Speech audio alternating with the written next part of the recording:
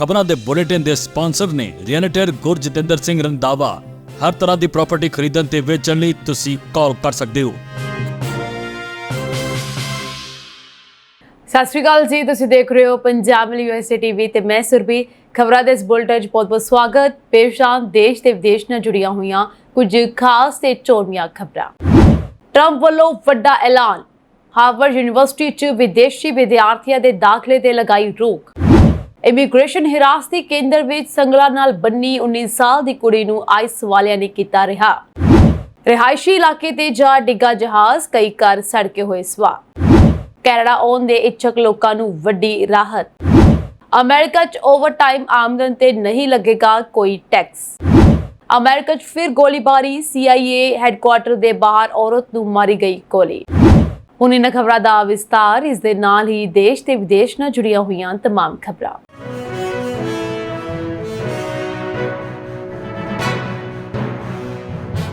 ਅਮਰੀਕੀ ਰਾਸ਼ਟਰਪਤੀ Donald Trump ਅਤੇ ਹਾਰਵਰਡ ਯੂਨੀਵਰਸਿਟੀ ਵਿਚਕਾਰ ਚੱਲ ਰਿਹਾ ਤਣਾਅ ਰੁਕਣ ਦਾ ਨਾਂ ਨਹੀਂ ਲੈ ਰਿਹਾ। ਇਸ ਦੌਰਾਨ ਟਰੰਪ ਸਰਕਾਰ ਨੇ ਇੱਕ ਹੈਰਾਨ ਕਰਨ ਵਾਲਾ ਫੈਸਲਾ ਲਿਆ ਹੈ। ਹਾਰਵਰਡ ਯੂਨੀਵਰਸਿਟੀ ਵਿੱਚ ਵਿਦੇਸ਼ੀ ਵਿਦਿਆਰਥੀਆਂ ਨੂੰ ਫਿਲਹਾਲ ਦਾਖਲਾ ਨਹੀਂ ਮਿਲ ਸਕੇਗਾ। ਟਰੰਪ ਸਰਕਾਰ ਨੇ ਯੂਨੀਵਰਸਿਟੀ ਵਿੱਚ ਵਿਦੇਸ਼ੀ ਵਿਦਿਆਰਥੀਆਂ ਦੇ ਦਾਖਲੇ ਤੇ ਪੂਰੀ ਤਰ੍ਹਾਂ ਰੋਕ ਲਗਾ ਦਿੱਤੀ ਹੈ। ਇਸ ਨਾਲ ਭਾਰਤ ਅਤੇ ਦੁਨੀਆ ਦੇ ਹੋਰ ਦੇਸ਼ਾਂ ਦੇ ਵਿਦਿਆਰਥੀਆਂ ਦੀਆਂ ਮੁਸ਼ਕਲਾਂ ਵੱਧ ਸਕਦੀਆਂ ਹਨ। ਨਿਊਯਾਰਕ ਟਾਈਮਜ਼ ਨੇ ਅਮਰੀਕੀ ਹੋਮਲੈਂਡ ਸੁਰੱਖਿਆ ਵਿਭਾਗ ਦੀ ਸਕੱਤਰ ਕ੍ਰਿਸਟੀ ਨੋਏਮ ਵੱਲੋਂ ਹਾਰਵਰਡ ਯੂਨੀਵਰਸਿਟੀ ਨੂੰ ਭੇਜੇ ਗਏ ਪੱਤਰ ਦੇ ਹਵਾਲੇ ਦੇ ਨਾਲ ਇਹ ਖਬਰ ਦਿੱਤੀ ਹੈ। ਨੋਏਮ ਨੇ ਪੱਤਰ ਵਿੱਚ ਲਿਖਿਆ ਕਿ ਉਹ ਤੁਹਾਨੂੰ ਸੂਚਿਤ ਕਰਨ ਲਈ ਲਿਖ ਰਹੀ ਹੈ ਕਿ ਹਾਰਵਰਡ ਯੂਨੀਵਰਸਿਟੀ ਦੇ ਵਿਦਿਆਰਥੀ ਅਤੇ ਅਕੈਡਮਿਕ ਐਕਸਚੇਂਜ ਪ੍ਰੋਗਰਾਮ ਦਾ ਪ੍ਰਮਾਣੀਕਰਨ ਤੁਰੰਤ ਪ੍ਰਭਾਵ ਨਾਲ ਰੱਦ ਕਰ ਦਿੱਤਾ ਗਿਆ ਹੈ। ਸੋ ਮੌਜੂਦਾ ਵਿਦਿਆਰਥੀ ਜਿਹੜੇ ਨੇ, ਜੋ ਵਿਦਿਆਰਥੀ ਪਹਿਲਾਂ ਹੀ ਹਾਰਵਰਡ ਵਿੱਚ ਪੜ੍ਹ ਰਹੇ ਹਨ, ਉਹਨਾਂ ਨੂੰ ਦੂਜੀਆਂ ਯੂਨੀਵਰਸਿਟੀਆਂ ਵਿੱਚ ਟ੍ਰਾਂਸਫਰ ਕਰਨਾ ਪੈ ਸਕਦਾ ਹੈ, ਨਹੀਂ ਤਾਂ ਉਹਨਾਂ ਦਾ ਕਾਨੂੰਨੀ ਸਟੇਟਸ ਖਤਰੇ ਵਿੱਚ ਹੋ ਸਕਦਾ ਹੈ। ਇਸ ਤੋਂ ਇਲਾਵਾ ਨਵੇਂ ਵਿਦੇਸ਼ੀ ਵਿਦਿਆਰਥੀਆਂ ਦੇ ਦਾਖਲੇ ਪੂਰੀ ਤਰ੍ਹਾਂ ਬੰਦ ਹਨ, ਜਿਸ ਨਾਲ ਭਾਰਤੀ ਵਿਦਿਆਰਥੀਆਂ ਨੂੰ ਅਮਰੀਕਾ ਦੀਆਂ ਹੋਰ ਯੂਨੀਵਰਸਿਟੀਆਂ ਜਾਂ ਕੈਨੇਡਾ, ਆਸਟ੍ਰੇਲੀਆ, ਯੂਰਪ ਵਰਗੇ ਦੇਸ਼ਾਂ ਦੀਆਂ ਯੂਨੀਵਰਸਿਟੀਆਂ ਦੀ ਚੋਣ ਕਰਨੀ ਪਵੇਗੀ। ਭਾਰਤ ਸਰਕਾਰ ਦੀ ਇਸ ਵਿੱਚ ਭੂਮਿਕਾ ਵੀ ਹੈ। ਭਾਰਤੀ ਪ੍ਰਧਾਨ ਮੰਤਰੀ ਨਰਿੰਦਰ ਮੋਦੀ ਅਤੇ ਟਰੰਪ ਪ੍ਰਸ਼ਾਸਨ ਵਿਚਕਾਰ ਗੱਲਬਾਤ ਜਾਰੀ ਹੈ। ਭਾਰਤ ਸਰਕਾਰ ਇਹਨਾਂ ਵਿਦਿਆਰਥੀਆਂ ਦੇ ਹਿੱਤਾਂ ਦੀ ਰਾਖੀ ਲਈ ਕੁਝ ਹੱਲ ਲੱਭਣ ਦੀ ਕੋਸ਼ਿਸ਼ ਕਰ ਰਹੀ ਹੈ। ਵਿਦਿਆਰਥੀਆਂ ਲਈ ਕੈਨੇਡਾ, ਆਸਟ੍ਰੇਲੀਆ ਜਾਂ ਯੂਰਪ ਦੀਆਂ ਯੂਨੀਵਰਸਿਟੀਆਂ ਵਿਕਲਪ ਹੋ ਸਕਦੀਆਂ ਹਨ, ਜਿੱਥੇ ਵਿਦੇਸ਼ੀ ਵਿਦਿਆਰਥੀਆਂ ਲਈ ਨੀਤੀਆਂ ਅਨੁਕੂਲ ਹਨ। ਇਸ ਤੋਂ ਇਲਾਵਾ ਐਕਸਿਸ ਵਰਗੀਆਂ ਸੰਸਥਾਵਾਂ ਵਿਦੇਸ਼ੀ ਅਧਿਐਨ ਲਈ ਮਾਰਗਦਰਸ਼ਨ ਪ੍ਰਦਾਨ ਕਰ ਸਕਦੀਆਂ ਹਨ। ਸੋ ਇਹ ਫੈਸਲਾ ਵਿਦਿਆਰਥੀਆਂ ਅਤੇ ਅਕੈਡਮਿਕ ਖੇਤਰ ਲਈ ਵੱਡੀ ਚੁਣੌਤੀ ਬਣ ਸਕਦਾ ਹੈ ਅਤੇ ਇਸ ਦੇ ਦੂਰਗਾਮੀ ਪ੍ਰਭਾਵ ਹੋਣ ਦੀ ਵੀ ਸੰਭਾਵਨਾ ਹੈ। ਇਮੀਗ੍ਰੇਸ਼ਨ ਹਿਰਾਸਤੀ ਕੇਂਦਰ ਵਿੱਚ ਸੰਗਲਾ ਦੇ ਨਾਲ ਬੰਨੀ 19 ਸਾਲਾਂ ਦੀ ਕੁੜੀ ਨੂੰ ਆਈਸ ਵਾਲਿਆਂ ਨੇ ਰਿਹਾ ਕਰਨ ਦਾ ਫੈਸਲਾ ਲਿਆ ਹੈ। ਸਿਰਫ 4 ਸਾਲ ਦੀ ਉਮਰ ਵਿੱਚ ਅਮਰੀਕਾ ਪੁੱਜੀ ਜ਼ਿਮਨਾ ਆਰੀਅਸ ਕ੍ਰਿਸਟਾਬੈਲ ਦਾ ਕੋਈ ਅਪਰਾਧਕ ਰਿਕਾਰਡ ਨਾ ਹੋਣ ਦੇ ਬਾਵਜੂਦ ਉਸ ਨੂੰ ਬੇੜੀਆਂ ਵਿੱਚ ਜਕੜ ਕੇ ਰੱਖਿਆ ਗਿਆ ਅਤੇ 1 ਮਹੀਨੇ ਬਾਅਦ ਜੱਜ ਸਾਹਮਣੇ ਪੇਸ਼ ਕੀਤਾ। ਦੂਜੇ ਪਾਸੇ ਸਿਟੀਜ਼ਨਸ਼ਿਪ ਇੰਟਰਵਿਊ ਦੇ ਬਹਾਨੇ ਆਈਸ ਵੱਲੋਂ ਕਾਬੂ ਕੀਤੇ ਗਏ ਮੋਹਸੀਨ ਮਦਾਵੀ ਨੂੰ ਕੋਲੰਬੀਆ ਯੂਨੀਵਰਸਿਟੀ ਤੋਂ ਡਿਗਰੀ ਮਿਲ ਗਈ ਹੈ। ਮੋਹਸੀਨ ਨੂੰ ਕੁਝ ਦਿਨ ਪਹਿਲਾਂ ਇਮੀਗ੍ਰੇਸ਼ਨ ਹਿਰਾਸਤ ਵਿੱਚੋਂ ਰਿਹਾ ਕੀਤਾ ਗਿਆ ਸੀ। ਤੁਹਾਨੂੰ ਦੱਸ ਦਈਏ ਕਿ ਜਾਰਜੀਆ ਦੇ ਡਾਲਟਨ ਸ਼ਹਿਰ ਦੀ ਪੁਲਿਸ ਨੇ ਪਿਛਲੇ ਦਿਨੀ 19 ਸਾਲ ਦੀ ਵਿਦਿਆਰਥਣ ਵਿਰੁੱਧ ਲਾਏ ਗਏ ਟ੍ਰੈਫਿਕ ਨਿਯਮਾਂ ਦੀ ਉਲੰਘਣਾ ਦੇ ਦੋਸ਼ ਵਾਪਸ ਲੈ ਲਏ, ਪਰ ਇਮੀਗ੍ਰੇਸ਼ਨ ਅਤੇ ਕਸਟਮ ਇਨਫੋਰਸਮੈਂਟ ਵਾਲੇ ਉਸ ਨੂੰ ਰਿਹਾ ਕਰਨ ਲਈ ਰਾਜ਼ੀ ਨਹੀਂ ਸਨ।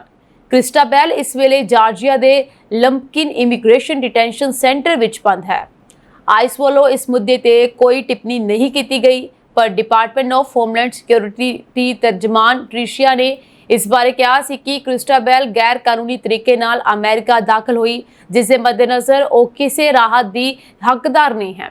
ਸੋ ਉਹਨਾਂ ਨੇ ਕਿਹਾ ਕਿ ਕ੍ਰਿਸਟਾਬੈਲ ਅਤੇ ਉਸ ਦੇ ਪਿਤਾ ਨੂੰ ਸੈਲਫ ਰਿਪੋਰਟ ਹੋਣ ਦਾ ਮੌਕਾ ਵੀ ਦਿੱਤਾ ਜਾ ਸਕਦਾ ਹੈ, ਪਰ ਮੁਲਕ ਵਿੱਚ ਰਹਿਣ ਦੀ ਇਜਾਜ਼ਤ ਨਹੀਂ ਦਿੱਤੀ ਜਾਵੇਗੀ। ਕ੍ਰਿਸਟਾਬੈਲ ਨੇ ਓਬਾਮਾ ਸਰਕਾਰ ਵੱਲੋਂ ਲਿਆਂਦੇ ਡੈਫਰਡ ਐਕਸ਼ਨ ਫॉर ਚਾਈਲਡਹੁੱਡ ਅਰਾਈਵਲਸ ਯਾਨੀ ਕਿ ਡਾਕਾ ਅਧੀਨ ਅਰਜ਼ੀ ਦਾਇਰ ਕਰਨ ਦਾ ਯਤਨ ਕੀਤਾ, ਪਰ 2010 ਵਿੱਚ ਦਾਖਲ ਹੋਏ ਨਾਬਾਲਗ ਇਸ ਦੇ ਘੇਰੇ ਵਿੱਚ ਨਹੀਂ ਸਨ ਆਉਂਦੇ। ਸੋ ਉਧਰ ਮੋਹਸੀਨ ਮਦਾਵੀ ਨੇ ਕਿਹਾ ਕਿ ਉਹ ਸਤੰਬਰ ਵਿੱਚ ਕੋਲੰਬੀਆ ਯੂਨੀਵਰਸਿਟੀ ਪਰਤ ਰਿਹਾ ਹੈ ਅਤੇ ਪੋਸਟ ਗ੍ਰੈਜੂਏਸ਼ਨ ਕੋਰਸ ਆਰੰਭ ਕਰੇਗਾ। ਇੱਥੇ ਦੱਸਣਾ ਬਣਦਾ ਹੈ ਕਿ ਮੋਹਸੀਨ ਕੋਲ ਗ੍ਰੀਨ ਕਾਰਡ ਹੈ ਅਤੇ ਉਸ ਨੂੰ ਸਿਟੀਜ਼ਨਸ਼ਿਪ ਅਤੇ ਇਮੀਗ੍ਰੇਸ਼ਨ ਸੇਵਾਵਾਂ ਵਿਭਾਗ ਦੇ ਦਫ਼ਤਰ ਵਿੱਚ ਹਿਰਾਸਤ ਵਿੱਚ ਲਿਆ ਗਿਆ ਸੀ। CBS ਨਿਊਜ਼ ਦੇ ਨਾਲ ਗੱਲਬਾਤ ਕਰਦਿਆਂ ਉਸਨੇ ਕਿਹਾ ਕਿ ਕੁਝ ਲੋਕ ਨਹੀਂ ਚਾਹੁੰਦੇ ਸਨ ਕਿ ਉਸ ਦੀ ਪੜ੍ਹਾਈ ਮੁਕੰਮਲ ਹੋਵੇ, ਪਰ ਅਮਰੀਕਾ ਵਿੱਚ ਵਸਦੇ ਕੁਝ ਚੰਗੇ ਲੋਕਾਂ ਸਦਕਾ ਡਿਗਰੀ ਮਿਲ ਚੁੱਕੀ ਹੈ। ਮੋਹਸੀਨ 2 ਹਫ਼ਤੇ ਤੋਂ ਵੱਧ ਸਮਾਂ ਇਮੀਗ੍ਰੇਸ਼ਨ ਹਿਰਾਸਤ ਵਿੱਚ ਰਿਹਾ ਅਤੇ ਜ਼ਿਲ੍ਹਾ ਜੱਜ ਜੈਫਰੀ ਦੇ ਹੁਕਮਾਂ ਤੇ ਰਿਹਾਈ ਮਿਲ ਸਕੀ ਹੈ। ਸੋ ਉਸ ਦਾ ਮੁਕੱਦਮਾ ਖਤਮ ਨਹੀਂ ਹੋਇਆ ਅਤੇ ਜੱਜ ਵੱਲੋਂ ਡੂੰਘਾਈ ਦੇ ਨਾਲ ਸਮੀਖਿਆ ਕੀਤੀ ਜਾ ਰਹੀ ਹੈ। ਟਰੰਪ ਸਰਕਾਰ ਮੋਹਸੀਨ ਨੂੰ ਡਿਪੋਰਟ ਕਰਨਾ ਚਾਹੁੰਦੀ ਹੈ ਅਤੇ ਦਲੀਲ ਦਿੱਤੀ ਜਾ ਰਹੀ ਹੈ ਕਿ ਵਿਦੇਸ਼ੀ ਨੀਤੀ ਵਾਸਤੇ ਵੱਡਾ ਖਤਰਾ ਬਣਨ ਵਾਲਿਆਂ ਲਈ ਇਸ ਮੁਲਕ ਵਿੱਚ ਕੋਈ ਜਗ੍ਹਾ ਨਹੀਂ ਹੈ। ਦੂਜੇ ਪਾਸੇ ਕੋਲੰਬੀਆ ਯੂਨੀਵਰਸਿਟੀ ਦਾ ਇੱਕ ਹੋਰ ਵਿਦਿਆਰਥੀ ਮੁਹੰਮਦ ਖਲੀਲ ਹੁਣ ਵੀ ਇਮੀਗ੍ਰੇਸ਼ਨ ਹਿਰਾਸਤ ਦੇ ਵਿੱਚ ਹੈ, ਜਿਸ ਨੂੰ 8 ਮਾਰਚ ਨੂੰ ਗ੍ਰਿਫਤਾਰ ਕੀਤਾ ਗਿਆ ਸੀ। ਭਾਰਤ ਦੀ ਰੰਜਨੀ ਸ਼੍ਰੀਨਿਵਾਸਨ ਵੀ ਕੋਲੰਬੀਆ ਯੂਨੀਵਰਸਿਟੀ ਦੇ ਧਰਨਿਆਂ ਵਿੱਚ ਸ਼ਮੂਲੀਅਤ ਕਰਕੇ ਸੈਲਫ ਰਿਪੋਰਟ ਹੋਈ ਹੈ। ਅਮਰੀਕਾ ਦੇ ਸੈਨ ਡਿਏਗੋ 'ਚ ਵੀਰਵਾਰ ਨੂੰ ਇੱਕ ਵੱਡਾ ਹਾਦਸਾ ਹੋ ਗਿਆ। ਜਾਣਕਾਰੀ ਮੁਤਾਬਕ ਇੱਕ ਛੋਟਾ ਜਹਾਜ਼ ਹਾਦਸਾਗ੍ਰਸਤ ਹੋ ਗਿਆ। ਇਸ ਹਾਦਸੇ ਕਾਰਨ ਲਗਭਗ 15 ਘਰਾਂ ਨੂੰ ਅੱਗ ਲੱਗ ਗਈ। ਹਾਦਸੇ ਵਾਲੀ ਥਾਂ ਨੂੰ ਖਾਲੀ ਕਰਵਾ ਲਿਆ ਗਿਆ। ਸਥਾਨਕ ਅਧਿਕਾਰੀਆਂ ਅਨੁਸਾਰ ਸੈਨ ਡਿਏਗੋ 'ਚ ਇੱਕ ਛੋਟਾ ਜਹਾਜ਼ ਆਸਮਾਨ ਵਿੱਚ ਉੱਡ ਰਿਹਾ ਸੀ। ਧੁੰਦ ਦੇ ਮੌਸਮ ਕਾਰਨ ਜਹਾਜ਼ ਅਚਾਨਕ ਕ੍ਰੈਸ਼ ਹੋ ਗਿਆ ਅਤੇ ਆਸਮਾਨ ਤੋਂ ਸਿੱਧਾ ਰਿਹਾਇਸ਼ੀ ਖੇਤਰ ਵਿੱਚ ਸਥਿਤ ਘਰਾਂ ਦੇ ਉੱਪਰ ਡਿੱਗ ਪਿਆ। ਜਹਾਜ਼ ਦੇ ਧਮਾਕੇ ਹੁੰਦਿਆਂ ਹੀ ਘਰਾਂ ਵਿੱਚ ਭਿਆਨਕ ਅੱਗ ਲੱਗ ਗਈ। ਅੱਗ ਨੇ 15 ਘਰਾਂ ਨੂੰ ਆਪਣੀ ਲਪੇਟ ਵਿੱਚ ਲੈ ਲਿਆ। ਫਾਇਰ ਵਿਭਾਗ ਦੇ ਇੱਕ ਅਧਿਕਾਰੀ ਨੇ ਮੀਡੀਆ ਨੂੰ ਦੱਸਿਆ ਕਿ ਹਾਦਸੇ ਤੋਂ ਬਾਅਦ ਜੈਟ ਫਿਊਲ ਚਾਰੇ ਪਾਸੇ ਫੈਲ ਗਿਆ।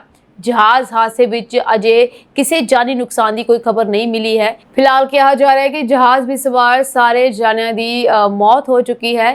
ਫੈਡਰਲ ਐਵੀਏਸ਼ਨ ਐਡਮਿਨਿਸਟ੍ਰੇਸ਼ਨ ਨੇ ਕਿਹਾ ਹੈ ਕਿ ਸੈਸਨਾ 550 ਜਹਾਜ਼ ਮੌਂਟਗੋਮਰੀ ਗਿਬਸ ਐਗਜ਼ੀਕਿਊਟਿਵ ਹਵਾਈ ਅੱਡੇ ਦੇ ਨੇੜੇ ਹਾਦਸਾਗ੍ਰਸਤ ਹੋ ਗਿਆ। ਇਸ ਤੋਂ ਇਲਾਵਾ FAA ਨੇ ਕਿਹਾ ਹੈ ਕਿ ਅਜੇ ਇਹ ਪਤਾ ਨਹੀਂ ਹੈ ਕਿ ਜਹਾਜ਼ ਵਿੱਚ ਕਿੰਨੇ ਕੁ ਲੋਕ ਸਵਾਰ ਸਨ। ਇਹ ਜਹਾਜ਼ 6 ਤੋਂ 8 ਲੋਕਾਂ ਨੂੰ ਲਿਜਾ ਸਕਦਾ ਹੈ। ਇਹ ਘਟਨਾ ਤੜਕੇ 3:45 ਵਜੇ ਦੇ ਕਰੀਬ ਸੈਲਮਨ ਸਟਰੀਟ ਦੇ 3100 ਬਲਾਕ ਵਿੱਚ ਏਰਾਂਸਟਾ ਨੇੜੇ ਵਾਪਰੀ ਹੈ, ਜੋ ਕਿ ਇੱਕ ਫੌਜੀ ਰਿਹਾਇਸ਼ੀ ਖੇਤਰ ਹੈ। San Diego fire rescue division ਦੇ ਮੁਖੀ ਨੇ ਕਿਹਾ ਹੈ ਕਿ ਘਟਨਾ ਸਥਾਨ ਤੇ ਅਜੇ ਤੱਕ ਕਿਸੇ ਨੂੰ ਵੀ ਹਸਪਤਾਲ ਨਹੀਂ ਲਿਜਾਇਆ ਗਿਆ ਹੈ। ਕਈ ਘਰ ਅਤੇ ਵਾਹਨ ਅੱਗ ਦੀ ਲਪੇਟ ਵਿੱਚ ਆ ਗਏ ਹਨ। ਇਸ ਤੋਂ ਇਲਾਵਾ ਉਹਨਾਂ ਨੇ ਕਿਹਾ ਕਿ ਉਹਨਾਂ ਦੇ ਕੋਲ ਇੱਕ ਹਾਜ਼ਮੇਟ ਦੀ ਟੀਮ ਹੈ। ਅਸੀਂ ਜ਼ਰੂਰੀ ਸਰੋਤਾਂ ਦੀ ਮੰਗ ਕੀਤੀ ਹੈ। ਅਸੀਂ ਫੌਜ ਨਾਲ ਵੀ ਕੰਮ ਕਰ ਰਹੇ ਹਾਂ। ਸਾਡਾ ਪਹਿਲਾ ਟੀਚਾ ਇਹ ਹੈ ਕਿ ਸਾਰੇ ਘਰ ਖਾਲੀ ਹੋਣ ਅਤੇ ਕੋਈ ਵੀ ਅੰਦਰ ਨਾ ਫਸੇ। ਇਸ ਤੋਂ ਬਾਅਦ ਉਹ ਗੱਡੀਆਂ ਅਤੇ ਫਿਰ ਜਹਾਜ਼ ਦੀ ਤਲਾਸ਼ੀ ਲੈਣਗੇ। ਕੈਨੇਡਾ ਆਉਣ ਦੇ ਇੱਛੁਕ ਲੋਕਾਂ ਨੂੰ ਵੱਡੀ ਰਾਹਤ ਮਿਲ ਗਈ ਜਦੋਂ ਰੱਦ ਹੋਈਆਂ ਇਮੀਗ੍ਰੇਸ਼ਨ ਅਰਜ਼ੀਆਂ ਦੀ ਨਿਆਇਕ ਸਮੀਖਿਆ ਵਾਸਤੇ ਮਿਲਣ ਵਾਲਾ ਸਮਾਂ 30 ਦਿਨ ਤੋਂ ਵਧਾ ਕੇ 75 ਦਿਨ ਕਰ ਦਿੱਤਾ ਗਿਆ। ਜੁਡੀਸ਼ੀਅਲ ਰਿਵਿਊ ਦੌਰਾਨ ਫੈਡਰਲ ਅਦਾਲਤ ਵੱਲੋਂ ਇਮੀਗ੍ਰੇਸ਼ਨ ਵਿਭਾਗ ਦੇ ਫੈਸਲੇ ਦੀ ਘੋਖ ਕੀਤੀ ਜਾਂਦੀ ਹੈ ਅਤੇ ਤਰੁੱਟੀ ਨਜ਼ਰ ਆਉਣ ਤੇ ਰੱਦ ਕੀਤੀ ਅਰਜ਼ੀ ਨੂੰ ਮੁੜ ਵਿਚਾਰ ਵਾਸਤੇ ਇਮੀਗ੍ਰੇਸ਼ਨ ਵਿਭਾਗ ਕੋਲ ਭੇਜਿਆ ਜਾ ਸਕਦਾ ਹੈ। ਦੱਸਿਆ ਜਾ ਰਿਹਾ ਹੈ ਕਿ ਨਿਆਇਕ ਸਮੀਖਿਆ ਲਈ ਆ ਰਹੀਆਂ ਅਰਜ਼ੀਆਂ ਦੇ ਬੈਕਲੌਗ ਨੂੰ ਵੇਖਦਿਆਂ ਤਾਜ਼ਾ ਤਬਦੀਲੀ ਕੀਤੀ ਗਈ ਹੈ। ਇਮੀਗ੍ਰੇਸ਼ਨ ਅਰਜ਼ੀ ਰੱਦ ਹੋਣ ਤੇ ਸੰਬੰਧਿਤ ਉਮੀਦਵਾਰ ਨੇ ਨਿਆਇਕ ਇਜਾਜ਼ਤ ਯਾਨੀ ਲੀਵ ਦੀ ਅਰਜ਼ੀ ਦਾਖਲ ਕਰਨੀ ਹੁੰਦੀ ਹੈ ਅਤੇ ਲੀਵ ਪ੍ਰਵਾਨ ਹੋਣ ਤੇ ਹੀ ਅਦਾਲਤ ਵੱਲੋਂ ਮਾਮਲੇ ਦੀ ਨਿਆਇਕ ਸਮੀਖਿਆ ਕੀਤੀ ਜਾਂਦੀ ਹੈ। ਇਸ ਪ੍ਰਕਿਰਿਆ ਵਾਸਤੇ ਪਹਿਲਾਂ ਸਿਰਫ 30 ਦਿਨ ਹੀ ਮਿਲਦੇ ਸਨ। ਦੂਜੇ ਪਾਸੇ ਮੌਜੂਦਾ ਵਰ੍ਹੇ ਦੌਰਾਨ ਕੈਨੇਡੀਅਨ ਸਟੱਡੀ ਵੀਜ਼ਾ ਹਾਸਲ ਕਰਨ ਵਾਲੇ ਭਾਰਤੀਆਂ ਦੀ ਗਿਣਤੀ ਵਿੱਚ 31% ਦੀ ਕਮੀ ਆਈ ਹੈ। 2025 ਦੀ ਪਹਿਲੀ ਤਿਮਾਹੀ ਦੌਰਾਨ ਕੈਨੇਡਾ ਦੇ ਵੱਲੋਂ ਤਕਰੀਬਨ 96,000 ਸਟੱਡੀ ਵੀਜ਼ੇ ਜਾਰੀ ਕੀਤੇ ਗਏ, ਜਦਕਿ ਪਿਛਲੇ ਸਾਲ ਦੀ ਪਹਿਲੀ ਤਿਮਾਹੀ ਦੌਰਾਨ 1,21,000 ਵੀਜ਼ੇ ਜਾਰੀ ਕੀਤੇ ਗਏ ਸਨ। ਸੋ ਭਾਰਤੀ ਵਿਦਿਆਰਥੀਆਂ ਨੂੰ ਇਨ੍ਹਾਂ ਵਿੱਚੋਂ 30,640 ਵੀਜ਼ੇ ਹਾਸਲ ਹੋਏ, ਜਦਕਿ 2024 ਦੀ ਪਹਿਲੀ ਤਿਮਾਹੀ ਦੌਰਾਨ 44,295 ਪਾਸਪੋਰਟਾਂ ਤੇ ਸਟੱਡੀ ਵੀਜ਼ੇ ਦੀ ਮੋਹਰ ਲੱਗੀ ਸੀ। ਇੱਥੇ ਦੱਸਣਾ ਬਣਦਾ ਹੈ ਕਿ ਕੈਨੇਡਾ ਦੇ ਇਮੀਗ੍ਰੇਸ਼ਨ ਵਿਭਾਗ ਵੱਲੋਂ 2023 ਦੌਰਾਨ 6,82,000 ਸਟੱਡੀ ਪਰਮਿਟ ਜਾਰੀ ਕੀਤੇ ਗਏ, ਜਿਨ੍ਹਾਂ ਦੇ ਵਿੱਚੋਂ 2,78,000 ਵੀਜ਼ੇ ਭਾਰਤੀ ਵਿਦਿਆਰਥੀਆਂ ਦੇ ਹਿੱਸੇ ਆਏ। ਪਰ 2024 ਆਉਂਦਿਆਂ ਕੁੱਲ ਵੀਜ਼ਿਆਂ ਦੀ ਗਿਣਤੀ ਘਟ ਕੇ 5,16,000 ਰਹਿ ਗਈ ਅਤੇ ਭਾਰਤੀ ਨੂੰ ਮਿਲੇ ਵੀਜ਼ੇ 1,88,000 ਤੱਕ ਸੀਮਿਤ ਹੋ ਗਏ।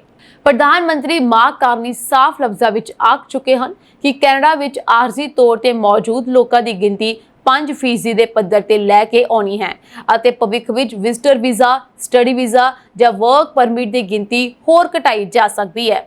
ਇਮੀਗ੍ਰੇਸ਼ਨ ਅਤੇ ਸਿਟੀਜ਼ਨਸ਼ਿਪ ਸੇਵਾਵਾਂ ਵਿਭਾਗ ਵੱਲੋਂ ਇਸ ਸਾਲ 4,37,000 ਸਟੱਡੀ ਵੀਜ਼ੇ ਜਾਰੀ ਕਰਨ ਦੀ ਯੋਜਨਾ ਹੈ, ਪਰ ਜਾਣਕਾਰਾਂ ਦਾ ਕਹਿਣਾ ਹੈ ਕਿ ਕੁੱਲ ਅੰਕੜਾ 4 ਲੱਖ ਤੋਂ ਹੇਠਾਂ ਰਹਿ ਸਕਦਾ ਹੈ।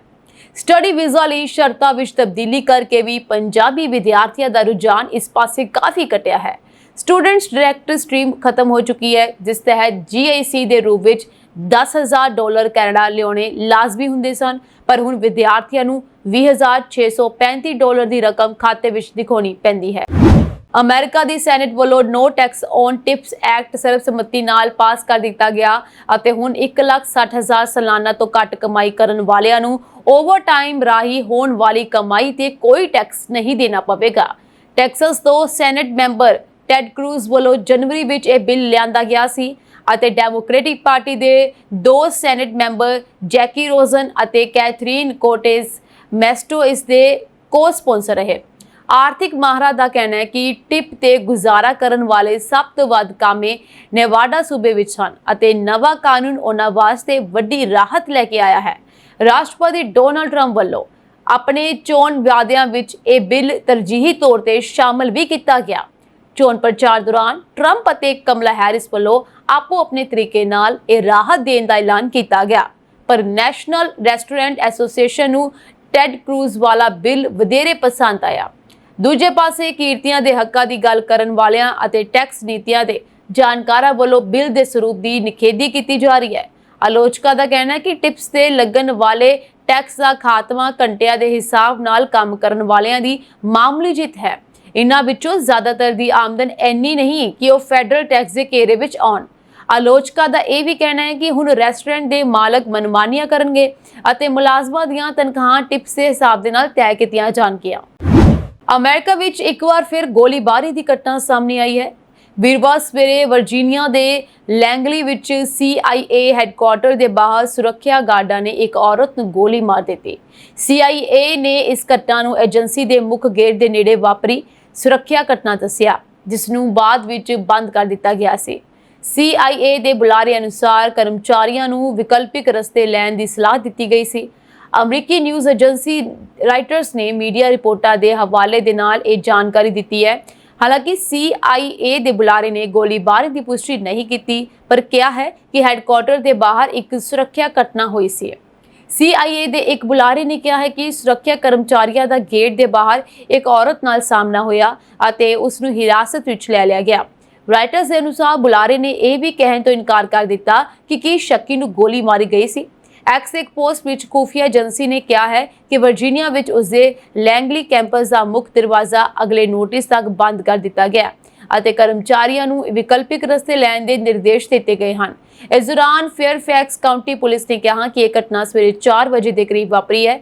ਘਟਨਾ ਤੋਂ ਬਾਅਦ ਟ੍ਰੈਫਿਕ ਕੰਟਰੋਲ ਵਿੱਚ CIA ਪੁਲਿਸ ਦੀ ਸਹਾਇਤਾ ਲਈ ਅਧਿਕਾਰੀਆਂ ਨੂੰ ਸਵੇਰੇ 4 ਵਜੇ ਮੈਕਲੀਨ ਦੇ ਡੋਲੀ ਮੈਡੀਸਨ ਬੁਲੇਵਾਰਡ ਦੇ 900 ਬਲਾਕ ਵਿੱਚ ਭੇਜਿਆ ਗਿਆ।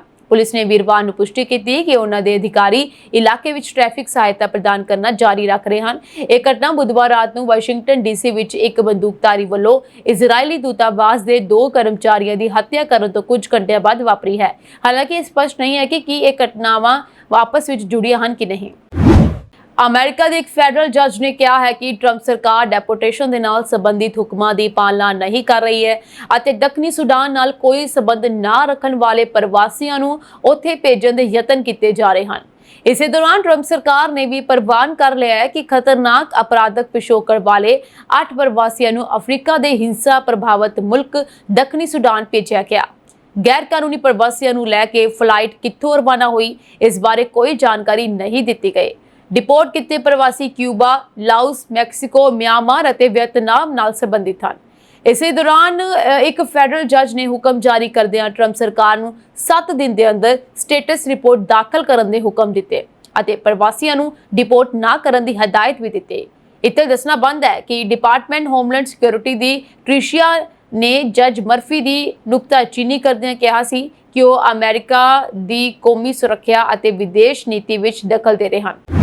ਕੈਨੇਡਾ ਦੇ ਵਿੱਚ ਜਾਲੀ ਕਾਗਜ਼ਾਂ ਦੇ ਆਧਾਰ ਤੇ ਮਹਿੰਗੀਆਂ ਗੱਡੀਆਂ ਫਾਈਨਾਂਸ ਕਰਵਾਉਣ ਦੇ ਮਾਮਲੇ ਵਿੱਚ ਪੀਲ ਰੀਜਨਲ ਪੁਲਿਸ 2 ਪੰਜਾਬੀਆਂ ਦੀ ਭਾਲ ਕਰ ਰਹੀ ਹੈ। ਦੋਹਾਂ ਦੀ ਸ਼ਨਾਖਤ ਸੁਖਦਿਆਲ ਸਿੰਘ ਅਤੇ ਸਪਿੰਦਰ ਕੌਰ ਵਜੋਂ ਕੀਤੀ ਗਈ ਹੈ, ਜਿਨ੍ਹਾਂ ਨੇ ਕਥਿਤ ਤੌਰ ਤੇ 11 ਅਪ੍ਰੈਲ ਤੋਂ 5 ਮਈ ਦਰਮਿਆਨ ਗ੍ਰੇਟਰ ਟੋਰਾਂਟੋ ਏਰੀਆ ਦੀਆਂ ਵੱਖ-ਵੱਖ ਆਟੋ ਡੀਲਰਸ਼ਿਪਸ ਤੋਂ $5,32,000 ਮੁੱਲ ਦੀਆਂ ਗੱਡੀਆਂ ਖਰੀਦੀਆਂ ਅਤੇ ਆਟੋ ਫਾਈਨੈਂਸ ਵਾਸਤੇ ਫਰਜ਼ੀ ਦਸਤਾਵੇਜ਼ਾਂ ਦੀ ਵਰਤੋਂ ਕੀਤੀ। ਪੁਲਿਸ ਦਾ ਮੰਨਣਾ ਹੈ ਕਿ ਸ਼ੱਕੀ ਇਨ੍ਹਾਂ ਗੱਡੀਆਂ ਨੂੰ ਕੈਨੇਡਾ ਤੋਂ ਬਾਹਰ ਭੇਜਣਾ ਚਾਹੁੰਦੇ ਹਨ, ਕਿਉਂਕਿ ਇੱਕ ਗੱਡੀ ਮੌਂਟਰੀਅਲ ਦੀ ਬੰਦਰਗਾਹ ਨੇੜੇ ਬਰਾਮਦ ਕੀਤੀ ਗਈ, ਜਦਕਿ ਦੂਜੀ ਹਾਲਟਨ ਰੀਜਨ ਵਿੱਚੋਂ ਮਿਲੀ ਹੈ। ਬਾਕੀ 3 ਗੱਡੀਆਂ ਫਿਲਹਾਲ ਬਰਾਮਦ ਨਹੀਂ ਹੋ ਸਕੀਆਂ। ਬਰੈਂਪਟਨ ਦੇ 50 ਸਾਲ ਸੁਖਦਿਆਲ ਸਿੰਘ ਅਤੇ 48 ਸਾਲ ਦੀ ਸੁਪਿੰਦਰ ਕੌਰ ਵਿਰੁੱਧ $5000 ਤੋਂ ਵੱਧ ਰਕਮ ਦੀ ਧੋਖਾਧੜੀ ਦੇ 5 ਦੋਸ਼ਾਂ ਅਧੀਨ ਗ੍ਰਿਫਤਾਰੀ ਵਾਰੰਟ ਜਾਰੀ ਕਰਦਿਆਂ ਲੋਕਾਂ ਤੋਂ ਮਦਦ ਮੰਗੀ ਜਾ ਰਹੀ ਹੈ। ਪੀਲ ਰੀਜਨਲ ਪੁਲਿਸ ਦੇ ਫਰੋਡ ਬਿਊਰੋ ਮੁਤਾਬਕ ਠੱਗੀ ਠੋਰੀ ਰਾਹੀਂ ਗੱਡੀਆਂ ਹਾਸਲ ਕਰਨਾ ਕਾਰ ਚੋਰੀ ਦਾ ਹੀ ਇੱਕ ਰੂਪ ਹੈ, ਜਿਸ ਨੂੰ ਆਰਗੇਨਾਈਜ਼ਡ ਆਟੋ ਥੈਫਟ ਮੰਨਿਆ ਜਾਂਦਾ ਹੈ। ਸੋ ਸੁਖਦਿਆਲ ਸਿੰਘ ਅਤੇ ਸੁਪਿੰਦਰ ਕੌਰ ਮਾਮਲੇ ਵਿੱਚ ਪੀਲ ਪੁਲਿਸ ਦੀ ਪੜਤਾਲ ਨੇ ਇਹ ਰੁਝਾਨ ਘਟਾਉਣ ਵਿੱਚ ਮਦਦ ਕੀਤੀ ਹੈ। ਪੁਲਿਸ ਨੇ ਲੋਕਾਂ ਨੂੰ ਅਪੀਲ ਕੀਤੀ ਹੈ ਕਿ ਜੇ ਕਿਸੇ ਕੋਲ ਸੁਖਦਿਆਲ ਸਿੰਘ ਅਤੇ ਸੁਪਿੰਦਰ ਕੌਰ ਦੇ ਪਤੇ ਟਿਕਾਣੇ ਬਾਰੇ ਕੋਈ ਜਾਣਕਾਰੀ ਹੋਵੇ ਤਾਂ ਫਰੋਡ ਬਿਊਰੋ ਦੇ ਜਾਂਚਕਰਤਾਵਾਂ ਦੇ ਨਾਲ ਐਕਸਟੈਂਸ਼ਨਸ ਦੇ ਨੰਬਰਾਂ ਤੇ ਸੰਪਰਕ ਕੀਤਾ ਜਾਵੇ। ਗੁਪਤ ਤਰੀਕੇ ਨਾਲ ਜਾਣਕਾਰੀ ਦੇਣ ਲਈ ਪੀਲ ਕ੍ਰਾਈਮ ਸਟੋਪਰਸ ਨਾਲ ਵੀ ਸੰਪਰਕ ਕੀਤਾ ਜਾ ਸਕਦਾ ਹੈ ਅਤੇ ਇਹਨਾਂ ਨੂੰ ਟਿਪਸ 8477 ਤੇ ਕਾਲ ਕੀਤੀ ਜਾ ਸਕਦੀ ਹੈ। ਦੂਜੇ ਪਾਸੇ ਟੋਰਾਂਟੋ ਪੁਲਿਸ ਵੱਲੋਂ ਸੋਨੇ ਦੀ ਚੈਨੀ ਖੋਹਣ ਦੇ ਮਾਮਲੇ ਵਿੱਚ 2 ਜਣਿਆਂ ਨੂੰ ਗ੍ਰਿਫਤਾਰ ਕੀਤਾ ਗਿਆ। ਪੁਲਿਸ ਨੇ ਦੱਸਿਆ ਕਿ ਹਾਲ ਹੀ ਵਿੱਚ ਸਾਹਮਣੇ ਆਈਆਂ ਵਾਰਦਾਤਾਂ ਦੇ ਮੱਦੇਨਜ਼ਰ 42 ਡਿਵੀਜ਼ਨ ਦੇ ਮੇਜਰ ਕ੍ਰਾਈਮ ਯੂਨਿਟ ਵੱਲੋਂ ਗਸ਼ਤ ਵਧਾ ਦਿੱਤੀ ਗਈ ਹੈ। ਸਕਾਰਬੋ ਵਿਖੇ ਕੈਨੇਡੀ ਰੋਡ ਅਤੇ ਸ਼ੈਪਰਡ ਐਵੇਨਿਊ ਈਸਟ ਇਲਾਕੇ ਵਿੱਚ ਗਸ਼ਤ ਕਰ ਰਹੇ ਅਫਸਰਾਂ ਨੂੰ ਇੱਕ ਔਰਤ ਅਤੇ ਮਰਦ ਨਜ਼ਰ ਆਏ ਜੋ ਕਾਲੇ ਰੰਗ ਦੀ ਚੋਰੀਸ਼ੁਦਾ ਗੱਡੀ ਵਿੱਚ ਸਨ। ਫਲੋਰੀਡਾ ਦੇ ਨਾਲ ਸੰਬੰਧਿਤ ਲਾਇਸੈਂਸ ਪਲੇਟ ਵਾਲੀ ਗੱਡੀ ਵਿੱਚ ਦੋਵੇਂ ਜਣੇ ਇੱਕ ਪਾਰਕਿੰਗ ਵਿੱਚ ਗਏ ਅਤੇ ਉੱਥੇ ਔਰਤਾਂ ਨੂੰ ਗਲਾਂ ਵਿੱਚ ਲਗਾ ਕੇ ਗੱਲਾਂ ਦੇ ਵਿੱਚ ਮੌਕਾ ਵੇਖ ਕੇ ਦੋਹਾਂ ਨੇ ਇੱਕ ਔਰਤ ਦੀ ਚੈਨੀ ਖੋਈ ਅਤੇ ਫਰਾਰ ਹੋ ਗਏ। ਪੁਲਿਸ ਅਫਸਰਾਂ ਨੇ ਤੁਰੰਤ ਕਾਰਵਾਈ ਕਰਦਿਆਂ ਦੋਹਾਂ ਨੂੰ ਕਾਬੂ ਕਰ ਲਿਆ ਅਤੇ ਚੋਰੀ ਕੀਤੀ ਗਈ ਚੈਨੀ ਬਰਾਮਦ ਕਰ ਲਈ ਹੈ। 29 ਸਾਲ ਦੇ ਦੋਹਾਂ ਸ਼ੱਕੀਆਂ ਵਿਰੁੱਧ $5000 ਤੋਂ ਘੱਟ ਮੁੱਲ ਦੀ ਚੋਰੀ ਕਰਨ ਅਤੇ ਅਪਰਾਧ ਰਾਹੀਂ ਹਾਸਲ ਪ੍ਰਾਪਰਟੀ ਰੱਖਣ ਦੇ ਦੋਸ਼ ਆਇਦ ਕੀਤੇ ਗਏ ਹਨ। ਸੋ ਸ਼ੱਕੀਆਂ ਦੀ ਅਦਾਲਤ ਵਿੱਚ ਪੇਸ਼ੀ 26 ਜੂਨ ਨੂੰ ਹੋਵੇਗੀ। ਪੁਲਿਸ ਦਾ ਮੰਨਣਾ ਹੈ ਕਿ ਚੈਨੀ ਖੋਹਣ ਦੀਆਂ ਵਾਰਦਾਤਾਂ ਦੇ ਪੀੜਤਾਂ ਦੀ ਗਿਣਤੀ ਜ਼ਿਆਦਾ ਹੋ ਸਕਦੀ ਹੈ ਅਤੇ ਸ਼ਹਿਰ ਵਾਸੀਆਂ ਨੂੰ ਅਣਜਾਣ ਤੋਂ ਸੁਚੇਤ ਰਹਿਣ ਲਈ ਆਖਿਆ ਗਿਆ ਹੈ। ਦਿੱਲੀ ਤੋਂ ਸ਼੍ਰੀਨਗਰ ਜਾ ਰਹੀ ਇੰਡੀਗੋ ਦੀ ਇੱਕ ਉਡਾਨ 21 ਮਈ ਨੂੰ ਗੜੇਮਾਰੀ ਕਾਰਨ ਗੜਬੜ ਦਾ ਸ਼ਿਕਾਰ ਹੋ ਗਈ। ਇਸ ਸਮੇਂ ਦੌਰਾਨ ਪਾਇਲਟ ਨੇ ਪਾਕਿਸਤਾਨ ਤੋਂ ਹਵਾਈ ਖੇਤਰ ਦੀ ਵਰਤੋਂ ਕਰਨ ਦੀ ਇਜਾਜ਼ਤ ਮੰਗੀ ਸੀ, ਹਾਲਾਂਕਿ ਪਾਕਿਸਤਾਨ ਨੇ ਇਨਕਾਰ ਕਰ ਦਿੱਤਾ। ਇਸ ਤੋਂ ਇਲਾਵਾ ਨਿਊਜ਼ ਏਜੰਸੀ ਨੇ ਦੱਸਿਆ ਹੈ ਕਿ 22 ਮਈ ਨੂੰ ਸੂਤਰਾਂ ਦੇ ਹਵਾਲੇ ਦੇ ਨਾਲ ਇਸ ਗੱਲ ਬਾਰੇ ਕਿਹਾ ਸੀ ਕਿ ਜਦੋਂ ਇੰਡੀਗੋ ਫਲਾਈਟ ਅੰਮ੍ਰਿਤਸਰ ਦੇ ਉੱਪਰੋਂ ਲੰਘ ਰਹੀ ਸੀ ਤਾਂ ਪਾਇਲਟ ਨੂੰ ਥੋੜੀ ਜਿਹੀ ਗੜਬੜ ਮਹਿਸੂਸ ਹੋਈ। ਉਸਨੇ ਲਾਹੌਰ 에ਅਰ ਟ੍ਰੈਫਿਕ ਕੰਟਰੋਲ ਦੇ ਨਾਲ ਸੰਪਰਕ ਕੀਤਾ ਅਤੇ ਖਰਾਬ ਮੌਸਮ ਤੋਂ ਬਚਣ ਦੇ ਲਈ ਪਾਕਿਸਤਾਨੀ ਹਵਾਈ ਖੇਤਰ ਵਿੱਚ ਦਾਖਲ ਹੋਣ ਦੀ ਇਜਾਜ਼ਤ ਮੰਗੀ। ਲਾਹੌਰ ATC ਨੇ ਪਾਇਲਟ ਨੂੰ ਸਪਸ਼ਟ ਤੌਰ ਤੇ ਇਨਕਾਰ ਕਰ ਦਿੱਤਾ, ਜਿਸ ਕਾਰਨ ਉਡਾਨ ਨੂੰ ਆਪਣੇ ਨਿਰਧਾਰਤ ਰੂਟ ਤੇ ਅੱਗੇ ਵਧਣਾ ਪਿਆ। ਬਾਅਦ ਵਿੱਚ ਉਡਾਨ ਵਿੱਚ ਭਾਰੀ ਗੜਬੜੀ ਆ ਗਈ। ਉਡਾਨ ਜ਼ੋਰ ਦੇ ਨਾਲ ਹਿੱਲਣ ਲੱਗੀ। ਉਡਾਨ ਵਿੱਚ 227 ਲੋਕ ਸਵਾਰ ਸਨ। ਤੇਜ਼ ਝਟਕਿਆਂ ਕਾਰਨ ਸਾਰੇ ਚੀਕਣ ਲੱਗ ਪਏ। ਪਾਇਲਟ ਨੇ ਸ਼੍ਰੀਨਗਰ ATC ਨੂੰ ਸੂਚਿਤ ਕੀਤਾ ਅਤੇ ਉਡਾਨ ਦੀ ਐਮਰਜੈਂਸੀ ਲੈਂਡਿੰਗ ਕਰਵਾਈ। ਲੈਂਡਿੰਗ ਤੋਂ ਬਾਅਦ ਦੇਖਿਆ ਗਿਆ ਕਿ ਫਲਾਈਟ ਦਾ ਅਗਲਾ ਹਿੱਸਾ ਯਾਨੀ ਕਿ ਉਸਦੀ ਨੱਕ ਦਾ ਕੋਣ ਟੁੱਟਿਆ ਹੋਇਆ ਸੀ। ਫਲਾਈਟ ਦੇ ਅੰਦਰੋਂ ਕਈ ਵੀਡੀਓ ਸੋਸ਼ਲ ਮੀਡੀਆ ਤੇ ਕਾਫੀ ਵਾਇਰਲ ਹੋ ਰਹੀਆਂ ਹਨ, ਸੋ ਜਿਨ੍ਹਾਂ ਵਿੱਚ ਲੋਕ ਆਪਣੀ ਜਾਨ ਲਈ ਪ੍ਰਾਰਥਨਾ ਕਰਦੇ ਹੋਏ ਵੀ ਦੇਖੇ ਜਾ ਸਕਦੇ ਹਨ। ਅਮਰੀਕੀ ਰਾਜਨੀਤੀ ਵਿੱਚ ਐਲੋਨ ਮਸਕ ਦੀ ਐਂਟਰੀ ਅਤੇ ਚੋਟੀ ਦੇ ਅਹੁਦੇ ਤੇ ਪਹੁੰਚਣ ਤੋਂ ਬਾਅਦ ਸਿਰਫ 4 ਮਹੀਨਿਆਂ ਵਿੱਚ ਹੀ ਉਹ ਰਾਜਨੀਤੀ ਤੋਂ ਮੋਹ ਭੰਗ ਹੋ ਗਿਆ ਹੈ ਉਹਨਾਂ ਦਾ। ਸੋ ਇਹ ਮੋੜ ਕਿਵੇਂ ਆਇਆ ਅਤੇ ਕੀ ਕਾਰਨ ਬਣੇ ਅਤੇ ਇਸ ਦਾ ਮਸਕ ਦੀਆਂ ਕੰਪਨੀਆਂ ਤੇ ਕੀ ਅਸਰ ਪਿਆ, ਇਸ ਬਾਰੇ ਤੁਹਾਨੂੰ ਦੱਸਦੇ ਹਾਂ ਕਿ ਰਾਜਨੀਤੀ ਵਿੱਚ ਐਲੋਨ ਮਸਕ ਦਾ ਚੜ੍ਹਦਾ ਸਿਤਾਰਾ ਡੋਨਾਲਡ ਟਰੰਪ ਦੀ 2024 ਚੋਣ ਜਿੱਤ ਤੋਂ ਬਾਅਦ ਮਸਕ ਨੇ ਲਗਭਗ $300 ਮਿਲੀਅਨ ਦੀ ਰਿਕਾਰਡ ਰਕਮ ਟਰੰਪ ਦੀ ਚੋਣ ਮੁਹਿੰਮ ਅਤੇ ਹੋਰ ਰਿਪਬਲਿਕਨ ਉਮੀਦਵਾਰਾਂ ਲਈ ਖਰਚੀ ਸੀ। ਇਨ੍ਹਾਂ ਯਤਨਾਂ ਦੇ ਇਨਾਮ ਵਜੋਂ ਮਸਕ ਨੂੰ ਟਰੰਪ ਸਰਕਾਰ ਵਿੱਚ ਡਿਪਾਰਟਮੈਂਟ ਆਫ ਗਵਰਨਮੈਂਟ ਐਫੀਸ਼ੀਐਂਸੀ ਯਾਨੀ DOGE ਦਾ ਮੁਖੀ ਬਣਾਇਆ ਗਿਆ। ਮਸਕ ਨੇ ਸਰਕਾਰੀ ਵਿਭਾਗਾਂ ਵਿੱਚ ਡਿਜੀਟਾਈਜੇਸ਼ਨਸ, ਆਟੋਮੇਸ਼ਨ ਅਤੇ ਵੱਡੀ ਛਾਂਟੀ ਦੀ ਨੀਤੀ ਲਾਗੂ ਕਰਨ ਦੀ ਕੋਸ਼ਿਸ਼ ਕੀਤੀ। ਦੁਰਵਿਵਹਾਰ ਅਤੇ ਵਿਰੋਧ ਵੀ ਹੋਏ। ਮਸਕ ਦੇ ਤਕਨੀਕੀ ਅਤੇ ਕਾਰੋਬਾਰੀ ਤਰੀਕਿਆਂ ਨੇ ਸਰਕਾਰੀ ਅਧਿਕਾਰੀਆਂ, ਯੂਨੀਅਨਸ ਅਤੇ ਇਤਿਹਾਸਕ ਨੌਕਰਸ਼ਾਹੀਆਂ ਵਿੱਚ ਵੱਡਾ ਵਿਰੋਧ ਪੈਦਾ ਕੀਤਾ। ਇਸ ਤੋਂ ਇਲਾਵਾ ਵੱਡੀ ਛਾਂਟੀ ਅਤੇ ਵਿਭਾਗ ਬੰਦ ਕਰਨ ਕਰਕੇ ਆਮ ਲੋਕਾਂ ਅਤੇ ਸਰਕਾਰੀ ਕਰਮਚਾਰੀਆਂ ਵਿੱਚ ਨਾਰਾਜ਼ਗੀ ਵੀ ਵਧੀ ਸੀਗੀ, ਜੋ ਕਿ ਸਾਫ਼ ਤੌਰ ਤੇ ਦੇਖੀ ਜਾ ਰਹੀ ਸੀਗੀ। ਤੁਹਾਨੂੰ ਦੱਸਵਾਂ ਕਿ ਖਜ਼ਾਨਾ ਸਕੱਤਰ ਸਕਾਟ ਬੇਸਨ ਨਾਲ ਮਸਕ ਦੀਆਂ ਨੀਤੀਆਂ ਅਤੇ ਫੈਸਲਿਆਂ ਉੱਤੇ ਖੁੱਲ੍ਹਾ ਟਕਰਾਅ ਹੋਇਆ। ਮਸਕ ਦੇ ਹੱਕ ਵਿੱਚ ਖੜੇ ਹੋਣ ਦੇ ਬਾਵਜੂਦ ਟਰੰਪ ਸਰਕਾਰ ਵਿੱਚ ਵੀ ਉਸ ਦੇ ਵਿਰੋਧੀ ਵੱਧ ਗਏ। ਇਸ ਤੋਂ ਇਲਾਵਾ ਵਾਇਸਕਾਂਸਿਨ ਦੀ ਜੁਡੀਸ਼ੀਅਲ ਚੋਣ ਵਿੱਚ ਮਸਕ ਦੇ ਹਮਾਇਤੀ ਉਮੀਦਵਾਰ ਦੀ ਹਾਰ ਨੇ ਉਸ ਦੀ ਰਾਜਨੀਤਿਕ ਪ੍ਰਭਾਵਸ਼ਾਲੀ ਪਹਿਚਾਣ ਨੂੰ ਵੀ ਵੱਡਾ ਝਟਕਾ ਦਿੱਤਾ ਸੀਗਾ। ਤਾਂ ਦੱਸਦਾ ਕਿ ਮਸਕ ਦੀ ਅਨਪਸੰਦਗੀ ਵਧਣ ਕਾਰਨ ਉਸ ਦੀ ਲੋਕਪ੍ਰਿਯਤਾ ਅਤੇ ਸਰਵਨਾਮਾ ਰੇਟਿੰਗ ਵੀ ਕਾਫੀ ਡਿੱਗ ਗਈ ਹੈ। ਕਾਰੋਬਾਰ ਤੇ ਪੈਦਾ ਹੋਇਆ ਨਕਾਰਾਤਮਕ ਅਸਰ ਵੀ ਇਹ ਵੱਡਾ ਕਾਰਨ ਹੈ। ਮਸਕ ਦੇ ਰਾਜਨੀਤਿਕ ਰੋਲ ਕਾਰਨ ਟੈਸਲਾ ਤੇ ਸਟਾਰਲਿੰਕ ਦੀ ਮਾਰਕੀਟ ਸ਼ੇਅਰ ਅਤੇ ਰੈਪੂਟੇਸ਼ਨ 'ਚ ਵੱਡੀ ਗਿਰਾਵਟ ਆਈ। 2025 ਦੀ ਪਹਿਲੀ ਤਿਮਾਹੀ ਵਿੱਚ ਟੈਸਲਾ ਦੀ ਆਮਦਨ 9.4% ਅਤੇ ਨਫਾ 71% ਘਟ ਗਿਆ। ਇਸ ਤੋਂ ਇਲਾਵਾ ਸ਼ੇਅਰ ਧਾਰਕਾਂ ਤੇ ਇਨਵੈਸਟਰਸ ਨੇ ਮਸਕ ਉੱਤੇ ਦਬਾਅ ਪਾਇਆ ਕਿ ਉਹ ਕਾਰੋਬਾਰ ਤੇ ਧਿਆਨ ਦੇਵੇ। ਐਲੋਨ ਮਸਕ ਦਾ ਰਾਜਨੀਤੀ ਤੋਂ ਹਟਣਾ, ਮਸਕ ਨੇ ਖੁਦ ਐਲਾਨ ਕੀਤਾ ਇਸ ਬਾਰੇ ਕਿ ਹੁਣ ਉਹ ਰਾਜਨੀਤੀ ਵਿੱਚ ਪੈਸਾ ਘੱਟ ਲਗਾਏਗਾ ਅਤੇ ਮੁੱਖ ਧਿਆਨ ਟੈਸਲਾ ਤੇ ਦੇਵੇਗਾ। ਉਹਨਾਂ ਨੇ ਕਿਹਾ ਕਿ ਉਹ ਰਾਜਨੀਤੀ ਲਈ ਕਾਫੀ ਕਰ ਲਿਆ ਉਹਨਾਂ ਨੇ ਅਤੇ ਹੁਣ ਕਾਰੋਬਾਰ ਤੇ ਧਿਆਨ ਦੇਣਗੇ। ਮਸਕ ਦੇ ਟੈਸਲਾ ਤੇ ਵਾਪਸ ਧਿਆਨ ਕੇਂਦਰਿਤ ਕਰਨ ਨਾਲ ਕੰਪਨੀ ਦੇ ਸ਼ੇਅਰ 40% ਤੋਂ ਵੱਧ ਵਧੇ ਹਨ। ਇਸ ਤੋਂ ਇਲਾਵਾ ਰਾਜਨੀਤੀ ਵਿੱਚ ਐਲੋਨ ਮਸਕ ਦੀ ਦਾਖਲ ਵੱਡੀ ਉਮੀਦਾਂ ਨਾਲ ਹੋਈ ਹੈ, ਪਰ ਉਸਦੇ ਵਿਵਾਦਪੂਰਨ ਫੈਸਲੇ, ਅਣਝੂਠੇ ਤਰੀਕੇ ਅਤੇ ਜਨਤਾ ਅਧਿਕਾਰੀ ਵਿਰੋਧ ਕਾਰਨ ਸਿਰਫ 4 ਮਹੀਨਿਆਂ 'ਚ ਹੀ ਉਸਦਾ ਮੋਹ ਭੰਗ ਹੋ ਗਿਆ।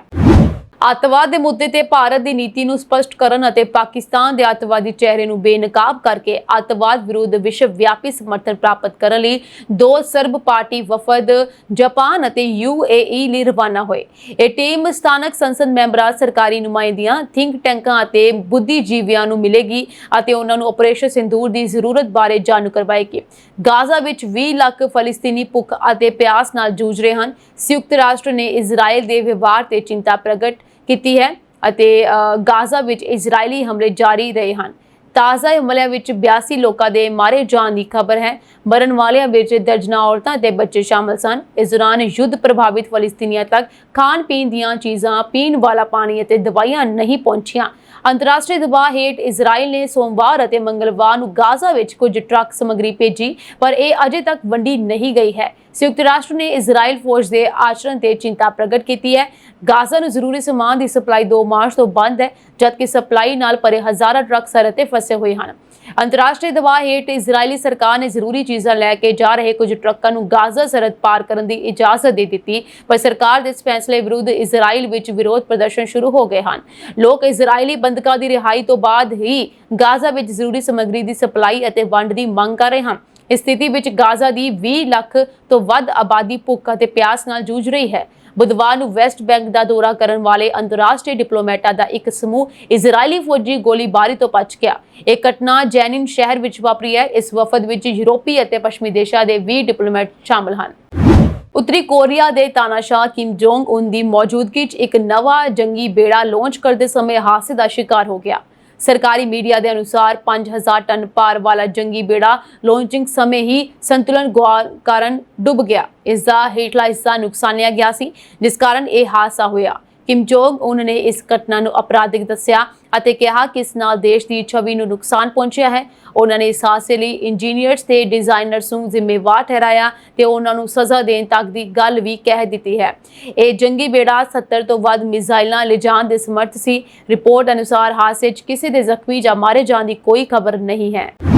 ਪਾਕਿਸਤਾਨ ਦੇ ਸਿੰਧ ਸੂਬੇ ਦੇ ਟਾਂਡੋ ਜਾਮ ਕਸਬੇ ਦੇ ਨੇੜੇ ਇੱਕ 100 ਸਾਲ ਪੁਰਾਣਾ ਸ਼ਿਵ ਮੰਦਿਰ ਹੈ, ਜਿਸ ਦੀ ਜ਼ਮੀਨ ਤੇ ਕੁਝ ਲੋਕਾਂ ਨੇ ਨਜਾਇਜ਼ ਕਬਜ਼ਾ ਕਰ ਲਿਆ। ਹਿੰਦੂ ਭਾਈਚਾਰੇ ਦੇ ਇੱਕ ਪ੍ਰਤੀਨਿਧੀ ਨੇ ਪਾਕਿਸਤਾਨ ਸਰਕਾਰ ਨੂੰ ਗੈਰ ਕਾਨੂੰਨੀ ਉਸਾਰੀ ਰੋਕਣ ਦੀ ਅਪੀਲ ਕੀਤੀ ਹੈ। ਸੋਸ਼ਲ ਮੀਡੀਆ ਤੇ ਇੱਕ ਵੀਡੀਓ ਪੋਸਟ ਕਰਦੇ ਹੋਏ ਦਰਬਾਰ ਇਤਿਹਾਦ ਪਾਕਿਸਤਾਨ ਦੇ ਮੁਖੀ ਸ਼ਿਵਾ ਕਾਸ਼ੀ ਨੇ ਕਿਹਾ ਹੈ ਕਿ ਮੰਦਿਰ ਇੱਕ ਸਦੀ ਤੋਂ ਵੱਧ ਪੁਰਾਣਾ ਹੈ। ਕੁਝ ਲੋਕਾਂ ਨੇ ਮੰਦਿਰ ਦੇ ਆਲੇ ਦੁਆਲੇ ਦੀ ਜ਼ਮੀਨ ਤੇ ਨਜਾਇਜ਼ ਕਬਜ਼ਾ ਕਰ ਲਿਆ ਹੈ ਅਤੇ ਗੈਰ ਕਾਨੂੰਨੀ ਨਿਰਮਾਣ ਸ਼ੁਰੂ ਕਰ ਦਿੱਤਾ ਹੈ ਅਤੇ ਮੰਦਿਰ ਨੂੰ ਜਾਣ ਵਾਲੀ ਸੜਕ ਨੂੰ ਵੀ ਰੋਕ ਦਿੱਤਾ ਹੈ। ਦਰਬਾਰ ਇਤਿਹਾਦ ਇੱਕ ਸੰਗਠਨ ਹੈ ਜੋ ਪਾਕਿਸਤਾਨ ਵਿੱਚ ਹਿੰਦੂ ਭਾਈਚਾਰੇ ਦੀ ਨੁਮਾਇੰਦਗੀ ਕਰਦਾ ਹੈ। ਆਪਣੀ ਵੀਡੀਓ ਵਿੱਚ ਕਾਸ਼ੀ ਨੇ ਕਿਹਾ ਹੈ ਕਿ ਕਰਾਚੀ ਤੋਂ ਲਗਭਗ 185 ਕਿਲੋਮੀਟਰ ਦੂਰ ਸ਼ਿਵ ਮੰਦਿਰ ਅਤੇ ਮੰਦਿਰ ਦੇ ਆਲੇ ਦੁਆਲੇ ਲਗਭਗ 4 ਏਕੜ ਜ਼ਮੀਨ ਦਾ ਪ੍ਰਬੰਧਨ ਇੱਕ ਕਮੇਟੀ ਦੁਆਰਾ ਕੀਤਾ ਜਾਂਦਾ ਹੈ। ਉਹਨਾਂ ਨੇ ਕਿਹਾ ਇਸ ਜ਼ਮੀਨ ਤੇ ਹੜੱਪਣ ਵਾਲਿਆਂ ਨੇ ਨਾਜਾਇਜ਼ ਕਬਜ਼ਾ ਕੀਤਾ ਹੋਇਆ ਹੈ। ਮੰਦਿਰ ਦੀ ਇਤਿਹਾਸਕ ਮਹੱਤਤਾ ਨੂੰ ਧਿਆਨ ਵਿੱਚ ਰੱਖਦੇ ਹੋਏ ਸਿੰਧ ਹਿਰਾਸਤ ਵਿਭਾਗ ਦੀ ਇੱਕ ਟੀਮ ਨੇ ਪਿਛਲੇ ਸਾਲ ਇਸ ਦਾ ਨਵੀਨੀਕਰਨ ਕੀਤਾ ਸੀ। ਆਸਟ੍ਰੇਲੀਆ ਦੇ ਪੂਰਬੀ ਤੱਟ ਤੇ ਹੜ੍ਹ ਦਾ ਕਹਿਰ ਜਾਰੀ ਹੈ। ਹੜ੍ਹ ਕਾਰਨ ਹੁਣ ਤੱਕ 3 ਲੋਕਾਂ ਦੀ ਮੌਤ ਦੀ ਜਾਣਕਾਰੀ ਸਾਹਮਣੇ ਆਈ ਹੈ, ਜਦਕਿ ਇੱਕ ਹੋਰ ਦੇ ਲਾਪਤਾ ਹੋਣ ਦੀ ਖਬਰ ਹੈ। ਇਸ ਖੇਤਰ ਵਿੱਚ ਉਂਝ ਵੀ ਹੋਰ ਭਾਰੀ ਬਾਰਿਸ਼ ਦੀ ਭਵਿੱਖਬਾਣੀ ਕੀਤੀ ਗਈ ਸੀ। ਸਿਡਨੀ ਦੇ ਉੱਤਰ ਵਿੱਚ ਨਿਊ ਸਾਊਥ ਵੇਲਜ਼ ਰਾਜ ਵਿੱਚ ਹੜ੍ਹ ਦੀ ਐਮਰਜੈਂਸੀ ਵਿੱਚ 500 ਤੋਂ ਵੱਧ ਲੋਕਾਂ ਨੂੰ ਬਚਾਇਆ ਗਿਆ। ਇਸ ਤੋਂ ਇਲਾਵਾ ਮੰਗਲਵਾਰ ਤੋਂ ਇਸ ਖੇਤਰ ਵਿੱਚ ਭਾਰੀ ਬਾਰਿਸ਼ ਹੋਈ ਹੈ। ਹੜ੍ਹ 1921 ਅਤੇ 1929 ਵਿੱਚ ਸਥਾਪਿਤ ਕੀਤੇ ਗਏ ਸਥਾਨਕ ਰਿਕਾਰਡਾਂ ਤੋਂ ਵੱਧ ਹੈ। ਨਿਊ ਸਾਊਥ ਵੇਲਜ਼ ਦੇ ਪ੍ਰੀਮੀਅਰ ਕ੍ਰਿਸਟੋਫਰ ਮੀਨਸ ਨੇ ਕਿਹਾ ਹੈ ਕਿ ਅਗਲੇ 24 ਘੰਟਿਆਂ ਵਿੱਚ ਕੁਝ ਖੇਤਰਾਂ ਵਿੱਚ 30 ਸੈਂਟੀਮੀਟਰ ਤੱਕ ਬਾਰਿਸ਼ ਹੋਣ ਦੀ ਭਵਿੱਖਬਾਣੀ ਕੀਤੀ ਗਈ ਹੈ। ਉਹਨਾਂ ਨੇ ਕਿਹਾ 50,000 ਲੋਕਾਂ ਨੂੰ ਹੜ੍ਹ ਦੇ ਪਾਣੀ ਤੋਂ ਦੂਰ ਜਾਣ ਜਾਂ ਅਲੱਗ-ਥਲੱਗ ਹੋਣ ਦੀ ਤਿਆਰੀ ਕਰਨ ਲਈ ਚੇਤਾਵਨੀ ਦਿੱਤੀ ਗਈ ਹੈ। ਫਾਇਰ ਐਂਡ ਰੈਸਕਿਊ ਕਮਿਸ਼ਨਰ ਨੇ ਕਿਹਾ ਹੈ ਕਿ ਨਿਊ ਸਾਊਥ ਵੇਲਜ਼ ਦੇ ਮੋਟੋ ਵਿੱਚ ਇੱਕ ਹੜ੍ਹ ਵਾਲੇ ਘਰ ਵਿੱਚ ਇੱਕ 63 ਸਾਲ ਦੇ ਵਿਅਕਤੀ ਦੀ ਲਾਸ਼ ਬਰਾਮਦ ਕੀਤੀ ਗਈ ਹੈ। ਪੁਲਿਸ ਦੇ ਇੱਕ ਬਿਆਨ ਵਿੱਚ ਕਿਹਾ ਗਿਆ ਹੈ ਕਿ ਵੀਰਵਾਰ ਤੜਕੇ ਰੋਜ਼ਵੁੱਡ ਨੇੜੇ ਹੜ੍ਹ ਦੇ ਪਾਣੀ ਵਿੱਚੋਂ ਇੱਕ 30 ਸਾਲ ਦੀ ਉਮਰ ਦੇ ਇੱਕ ਆਦਮੀ ਦੀ ਲਾਸ਼ ਵੀ ਬਰਾਮਦ ਕੀਤੀ ਗਈ ਹੈ। ਸੋ ਉਹ ਬੁੱਧਵਾਰ ਰਾਤ ਨੂੰ ਇੱਕ ਹੜ੍ਹ ਵਾਲੇ ਚੁਰਾਹੇ ਵਿੱਚੋਂ ਗੱਡੀ ਚਲਾਉਣ ਦੀ ਕੋਸ਼ਿਸ਼ ਕਰਦੇ ਸਮੇਂ ਲਾਪਤਾ ਹੋ ਗਿਆ ਸੀ। ਇਸ ਤੋਂ ਇਲਾਵਾ ਰਾਤ ਨੂੰ ਬਰੂਕਲਾਨਾ ਨੇੜੇ ਹੜ੍ਹ ਦੇ ਪਾਣੀ ਵਿੱਚ ਫਸਣ ਤੋਂ ਬਾਅਦ ਇੱਕ 60 ਸਾਲਾਂ ਦੀ ਔਰਤ ਦੀ ਵੀਰਵਾਰ ਨੂੰ ਲਾਸ਼ ਮਿਲੀ ਹੈ। ਐਮਰਜੈਂਸੀ ਸੇਵਾਵਾਂ ਮੰਤਰੀ ਜਹਾਦ ਡਿਬ ਨੇ ਕਿਹਾ ਹੈ ਕਿ ਪਿਛਲੇ 24 ਘੰਟਿਆਂ ਵਿੱਚ 330 ਹੜ੍ਹ ਬਚਾਅ ਕਾਰਜ ਕੀਤੇ ਗਏ ਹਨ। ਛੱਤਾਂ ਤੇ ਵਰਾਂਡਿਆਂ ਦੇ ਹੜ੍ਹ ਦੇ ਪਾਣੀ ਵਿੱਚ ਫਸੇ ਲੋਕਾਂ ਨੂੰ ਬਚਾਉਣ ਦੇ ਲਈ ਹੈਲੀਕਾਪਟਰ ਦੀ ਵਰਤੋਂ ਕੀਤੀ ਗਈ ਹੈ। ਇਹ ਸਾਂਝੀ ਦੇਸ਼ ਤੇ ਵਿਦੇਸ਼ ਨਾਲ ਜੁੜੀਆਂ ਹੋਈਆਂ ਕੁਝ ਖਾਸ ਤੇ ਚੋਣਵੀਆਂ ਖਬਰਾਂ ਹੋਰ ਅਪਡੇਟਸ ਨਾਲ ਜੁੜੇ ਰਹਿਣ ਦੇ ਲਈ ਤੁਸੀਂ ਬਣੇ ਰਹੋ ਜੀ ਪੰਜਾਬ ਮਿਲ ਯੂਨੀਵਰਸਿਟੀ ਦੇ ਨਾਲ। ਤੁਹਾਡੇ ਸਭ ਦਾ ਬਹੁਤ ਬਹੁਤ ਧੰਨਵਾਦ।